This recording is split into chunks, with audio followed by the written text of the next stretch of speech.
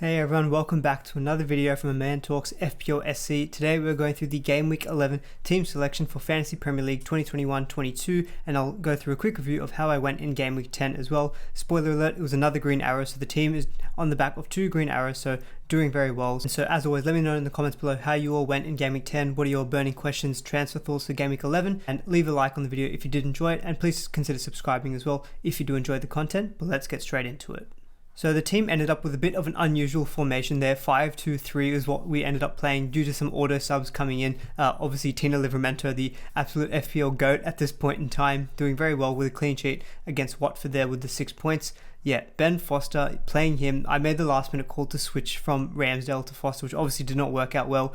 And this is something I've talked about in the past in previous videos, is that I typically don't like rotating goalkeepers because normally it doesn't work out for me.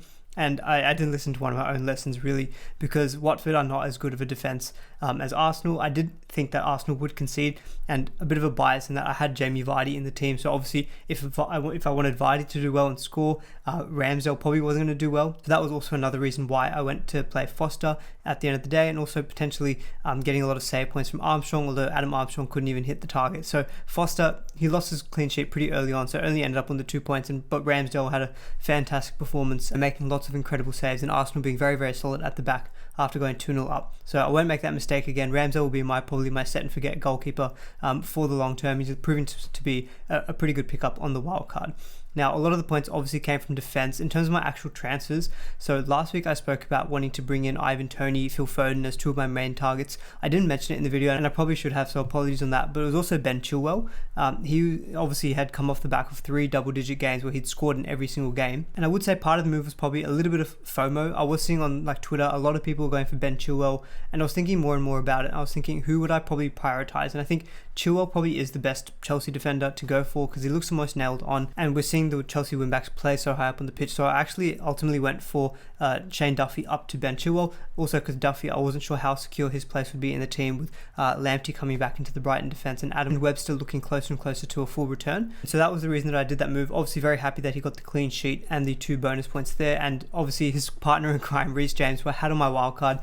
I mean, at the time in Game Week 8 when I wildcarded him in, he was benched in the first week that I brought him in. I thought, oh, here we go. I've just joined the Tuchel rotation of his defenders, and I don't really like it to begin with because it was only the 1 pointer, but since then he's absolutely smashed it. He scored 13 last week, and obviously he scored a brace against Newcastle, which I feel very lucky about, obviously that he was able to get that massive haul. So yeah, big 21 points there, clean sheet, 3 bonus points, and he's been the most heavily bought player so far this game week. So it's nice to see that someone is currently in your team is being so heavily bought by other players, and obviously I was able to catch that massive haul from him, 21 points. Not expecting that from him again all season long, but I do feel fortunate with those 2 Chelsea win-backs. I think they probably are, it's a very exciting high upside play to go for the both of them, and so yeah, I'm happy with them moving forward because Chelsea's defence is also looking really, really strong. Only 3 goals conceded up until this point in the season. Trent and Cancelo, a bit of a disappointment in comparison. Only the 1 point for Trent and the 2 points for Cancelo, who got subbed off before Crystal Palace actually scored their second goal. A bit of an uncharacteristic performance from Man City, not even scoring a goal, not keeping the clean sheet, which we're so accustomed to from their elite defence. I've got faith in Cancelo, obviously moving forward. He's got the attacking upside, so he's definitely not going to be someone I'm looking to, actively transfer out. Just a bit unfortunate he wasn't able to get the clean sheet in this scenario. Similar to Trent, obviously they conceded 2 goals to Brighton. Wasn't able to get an attacking return, but I've got faith in Liverpool there. Underlying stats wise, on the eye test wise, are hands down the best attack in the league so far, and Trent is an integral part of that. So I'm not going to be shocked if he starts getting the attacking returns moving forward. So obviously very happy with that backline, and I think that probably would be the 5 best defenders in my opinion to go for. Obviously a bit of a hindsight bias in that the Chelsea wing backs did so well, but I think Trent, Cancelo, Chilwell and James, 4 attacking defenders alongside that perfect enabler in Livramento, I think is a really solid defense moving forward. In the midfield, we did have a couple of no-shows. So Mbeumo, he was actually named on the bench, but he didn't actually sub on. And Mason Mount had an illness, so he didn't actually end up playing in that match against Newcastle, which is a bit unfortunate because I think he definitely would have been on the cards for some attacking returns there. We had Livramento sub in for a 6 points, so very happy with that. Salah got the single assist against Brighton. It was very early in the game, so I was thinking, wow, he's going to get a massive score yet again, but only the 10 points in the end there as a captain, and obviously basically everyone in the game captained him. His effective ownership was around 199%, so basically everyone's on that perma-captain Salah train at the moment. I don't think the trend is going to stop for the next few game weeks. And Rafinha, we held him for this game against Norwich. Very happy to see that he did score that goal, 2 bonus points, so the 9 points there from Rafinha. So very good return from him. The forwards continue to be a disappointing part of the team, and I think a lot of people will be in a very similar position, feeling this way about their forwards. Just none are really doing the business at the moment. Obviously, Jimenez did get a 9-pointer, as well as Chris Wood, who I'd throwback to a few weeks back when I did have him in the team. But Antonio, Vardy, and Tony. So I did actually take a -4, taking out Tony for Adam Armstrong. In hindsight, it probably wasn't necessary because I just wasn't sure if Armstrong was going to play, but Broha was injured. But I thought maybe Shea Adams and Nathan Redmond would play up top, but Armstrong did play, and I honestly feel very fortunate. He got an assist, he scored 5 points, but his underlying stats, and if you watch the game, he could have got 2 goals, 2 assists. I dodged a massive haul, so I'm really happy that I didn't sell him and cop a huge score from Armstrong on the way out. Tony, the reason I forced him in was that I wanted to make sure I saved a free transfer this game week coming up, and so I thought if I wasn't doing the move in game week 10, then I'd probably only have the 1 free transfer over the international break. So that was the reason why I brought in Tony. He hasn't delivered that much in the past few weeks, but he's got a good run of games coming up, so that was the reason why I kind of forced him in, but probably didn't have to do it in this particular case, but I'm hoping it pays off more in the medium term. Vardy continues to disappoint. I mean, it was just classic FPL that, he's smashing it while basically no one has him. As soon as we get him in, he gets 2 1-pointers, but a nice matchup against Leeds this game week. So holding hope for Vardy to get some points in this good fixture coming up, but he's definitely someone who, could be on the chopping block because, as we'll discuss soon, Tottenham could be a team that we want to invest in moving forward, and they've got the likes of Son and Kane, and Vardy could be a nice cash cow towards them. And Antonio, again, a blank, but if you did watch the game, he was very, very unfortunate to not get 2 assists. His underlying stats are still very good. He was actually underperforming in the past few game weeks on his expected goals, so I don't necessarily think that he is the worst player to hold, even with these tough fixtures coming up, because West Ham are actually ranking in the top 4 or 5, I think it is, for team expected goals. So that, we can see that West Ham are a very, very solid team. Antonio is still posting very, very good stats, and so I don't necessarily think he's a priority to force out. It could just be that way. If I do want to bring in the likes of Son and Kane, he could also be a bit of a cash cow. But overall, I mean, aside from that Ramsdale benching, the team did very well with the likes of Reece James, with a massive haul. We scored 64 points with that -4, so that's 60 in total. Another green arrow up to 37k, so the team's doing well in the past couple of weeks, mainly on the back of those Chelsea assets. Mason Mount last week with that massive 24, and Reece James with his 21-point haul here. So obviously very happy with the past couple of weeks. 2 green arrows on the bounce. Obviously the aim will be to try to finish as high as we possibly can come the end of the season in the rankings, but I think any finish in the top 50k is probably a good finish. Obviously top 10k, which is considered like the kind of the elite standard, I guess, for FPL.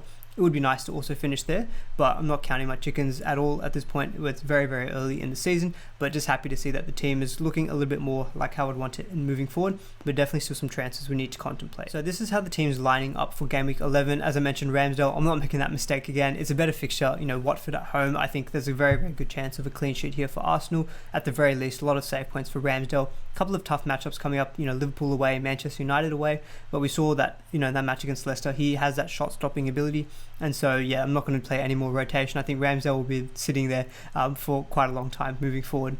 The defense, we've got Trent, James and Chilwell, all kind of with decent fixtures. I mean, James and Chilwell, definitely Burnley at home, are great matchups on paper. I'm recording this prior to their Champions League fixture against Malmo, which is tomorrow morning my time. That lineup will hopefully reveal a few giveaways in terms of how Chelsea might line up on the weekend against Burnley. There is some talk that Chilwell might not actually play on the weekend versus Burnley, because the last time that Tuchel played Burnley, he actually played Marcus Alonso. I'll just quickly put up the quote that I saw from Twitter in regards to this. So Tuchel said, so we had the reason in the context of not playing Chilwell. It's not because they were unhappy with him, but they opted for more size to defend set pieces. So Burnley like to play with a lot of set pieces, a lot of long balls, and Alonso's got that extra height on Chilwell. Obviously, we can't read too much into that quote. We don't know if that's 100% going to be the case, but say, for example, if Chilwell does start in that Champions League match, that might be a potential indicator that he won't play on the weekend, but you just never know with Tuchel. So he's going to be in the starting team. The good thing with Chilwell is that when he is benched, he doesn't often sub on for those kind of 1-point cameos. So in that case, we can rely on our bench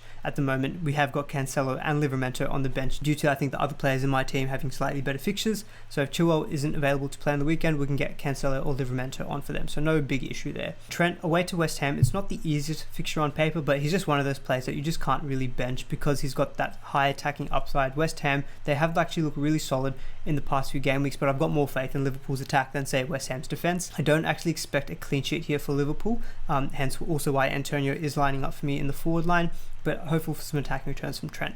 The midfield, I think there are not too many issues here with Salah, Rafinha, Mbeumo and Mason Mount. Salah is going to be the captain again. Typically, actually, historically, Liverpool-West Ham tends to be a high-scoring game. He actually did score a brace against them last season when West Ham were actually still a decent team. So I don't think that there's, the fixture is going to be that big of an issue for Salah. He's basically fixture-proof at this point in time. And Rafinha, Leicester at home, I don't think that's a horrible fixture. Leicester have looked quite leaky at the back and still presenting amazing value at like 6.5 million. Rafinha is still going to be lining up for me in game week 11. Mason Mount, bit of an issue here in that he has got that illness, as we mentioned, so he was unavailable on the weekend against Newcastle. The reports that I've seen is that he's also not going to be featuring in that match against Malmo. So I'm hopeful that, that gives him some extra rest so that he's ready to go for Burnley at home. But it gives me some doubt that, if he's not able to play by Malmo, the illness is a little bit worse, and that potentially means he might not actually be available on the weekend, which would be a bit of a concern because, you obviously want your attacking players to play a good matchup like Burnley at home. But let's see what more information we get come the end of the week in terms of like Tuchel's press conferences. I've actually found that he's pretty good in terms of giving information in his press conferences, so hopefully we get a clear update on that end of the week. And in Mbeumo, he didn't feature last game week. Hopefully he's ready to go because it's Norwich at home. This is the matchup that you want any of your attacking players to play against. They're just the leakiest defense in the league by far. Same with Ivan Toney up front. That's kind of the reason why we forced him into the team last game week. So I'm hopeful that Mbeumo-Toney partnership can both deliver some good attacking returns this game week. Jamie Vardy leads away. Leeds are not the best defence as well, so I do think that is a good matchup on paper for Vardy. He does have Chelsea in game week 12, which is definitely a tough fixture, and that's when Spurs begin their nice run of games, so there's definitely going to be a plan to potentially shift the funds from Vardy to the likes of Heung-min Son or even a Harry Kane. And Antonio, as I've mentioned, I don't think he's actually the worst hold because of his good underlying stats. The fixture run is definitely difficult for West Ham. You've got Liverpool, Wolves, Manchester City, Brighton, and then Chelsea is after that.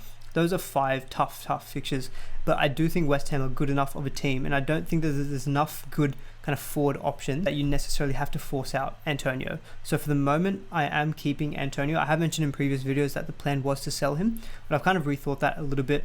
I may sell him if potentially I really want to get Harry Kane. I'm kind of going to use game week 11 as an opportunity to see how Spurs play with Antonio Conte at the helm. It has been confirmed now that Conte is the Spurs manager, so you would expect that he might play a 3-4-3 or a 3-5-2, and so it could be Kane and Son both playing up front. And Everton aren't actually the best defence, so there could be an argument to actually bring in the likes of Son or Kane this game week, but I'm happy enough with the team to kind of roll the free transfer and also give that opportunity to see how Son and Kane perform. And from there we can see how to redistribute the funds. 2 free transfers, I think, over the international break are going to be crucial. We've seen in the past 2 international breaks that there's been false positive COVID cases for Son, injuries, players not being back in time to play their domestic matches after playing away on international duty. And so I think I'm definitely going to be looking to roll the transfer. Even if Mason Mount is confirmed out, I don't think I'll be making a transfer to take him out. I mean, I could transfer him out to like a Phil Foden, but I think I've got enough on the bench there. I can easily play Cancelo, I can play Livramento. At worst, Brownhill might have to feature, especially if Chilwell is also not available. But I think this is kind of the week where I really want to consolidate, roll the free transfer, have 2 over the international break. And what I'll get into now is a bit of a plan as to how I'm thinking about potentially bringing in Son and Kane. And so now let's get into some transfer planning. So I've just jumped onto the main FPL page just to probably show it a little bit easier what my kind of future plans are in terms of transfers. So as I mentioned, I think in game week 11 I'll definitely try to roll the free transfer so that in game week 12 I've got 2 free transfers. Now the easy plan is I probably want to get Son over Kane. I know that's going to be a very popular question, is should you get Kane, should you get Son? The way I see it is that Kane has the advantage of, obviously, he's got that premium striker spot, which makes it very easy to go to Cristiano Ronaldo from game week 14-15. So I'll quickly just touch on actually why we're looking to get in the Spurs players in the first place. So I think it's been mentioned, quite a bit. I'll use Son as an example here. You can see there from game week 11, even, from 12, the fixtures are just really good for Spurs. I mean, Everton away, I don't even think that's the worst fixture on paper. But then you've got Leeds, Burnley, Brentford, Norwich, even Brighton and Leicester are not bad. just all the way up until around game week 21, it's a good fixture run for Spurs. So that's definitely why they're being targeted, especially from game week 12 to 15. So that's kind of why you would maybe want to get in the likes of Harry Kane in instead of Heung-min Son, because then it also makes Ronaldo a very much easier player to get in when you've got that premium striker spot.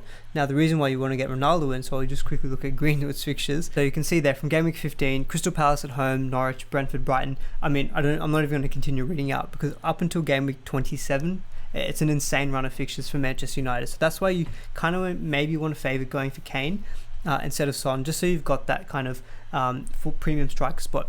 I would actually personally lean to Son, albeit all of that. Reason being is that I think part of Kane's appeal at that premium price is you get the most value out of those players when you captain them, because on a dollar per point basis, unless you captain these premium guys, they don't actually stack up as much as your kind of mid-range or your more value options.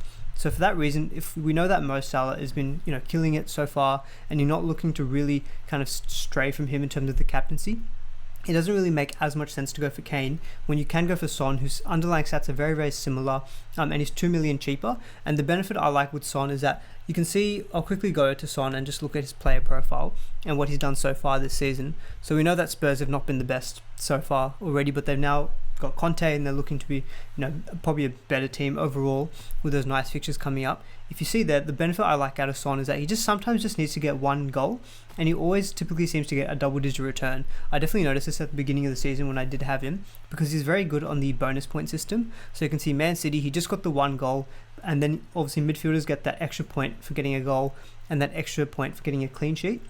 And so you can see there the extra point for the goal, the clean sheet, and those 2 bonus points, and he got a 10-point return just from getting the one goal.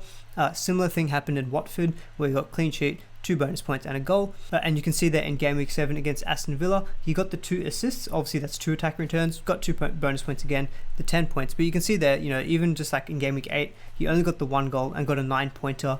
He just typically does this. He's just very good in terms of getting those double-digit returns, which is really good. So you could even argue that if you do want to captain a Spurs player, especially in game week 15 when they've got Norwich, you could maybe just captain Son instead of Kane. Obviously the argument for Kane is that he's got penalties, but I prefer Son, and I think most people who've watched this channel and kind of know my view on Son, I really, really rate him as a player, and also for FPL.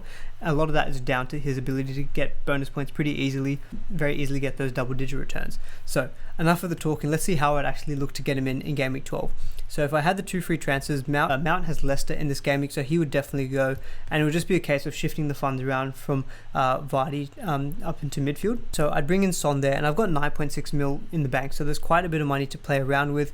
You could go for someone like Jesus. I haven't got any Man City attackers there. Jesus could be someone I could consider, or instead you could go for one of your mid-priced forwards. So at this point in time, I think Callum Wilson's actually someone I've looked at from game week 12. He's got a pretty decent run of about 4 games. Yeah, you can see Callum Wilson from game week 12. He's got Brentford, Arsenal, Norwich and Burnley, especially those Norwich and Burnley fixtures at home. I think Callum Wilson could do well in. The only downside of him is that he goes straight into another bad run again. Liverpool, Leicester, Liverpool, Man City, United, Everton, that's not great. So that's the only downside of potentially going for Callum Wilson. You could go all the way down in price. You could go to Hwang from Wolves. I have thought about this as well, because Wolves do have a pretty decent run of games as well from game week 12. They've got West Ham, which is a tough matchup in that game week. You could bench him for that. But then you've got Norwich and Burnley. And then he's got Liverpool, Man City, Brighton, Chelsea. So very, very tough matchups, but he is cheap enough that you could bench him. That is one way you could go. But let's say for argument's sake, I do end up just going for Callum Wilson, and then we'll play him for those 4 game weeks, and then after that we can deal with it.